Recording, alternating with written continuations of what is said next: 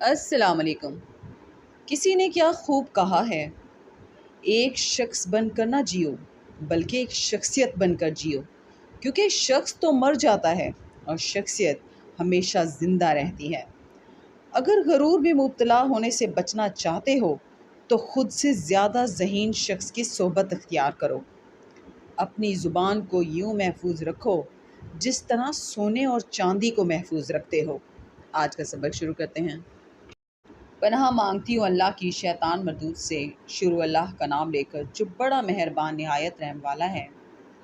اب اللہ نے تم پر سے بوجھ ہلکا کر دیا اور معلوم کر لیا کہ ابھی تم میں کسی قدر کمزوری ہے۔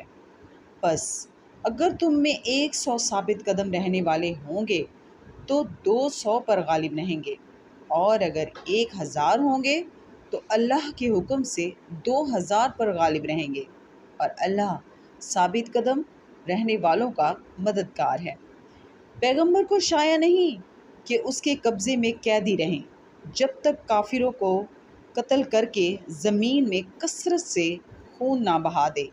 تم لوگ دنیا کے مال کے طالب ہو اور اللہ آخرت کی بھلائی چاہتا ہے، اور اللہ غالب حکمت والا ہے۔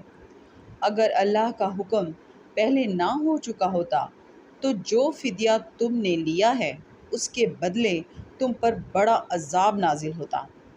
جو مال غنیمت تمہیں ملا ہے اسے کھاؤ کہ وہ تمہارے لیے حلال طیب ہے، اور اللہ سے ڈرتے رہو، بے شک اللہ بخشنے والا مہربان ہے۔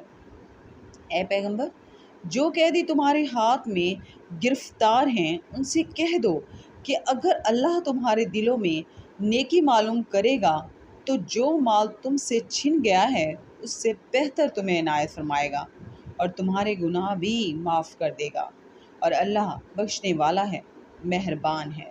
صدق اللہ العظیم۔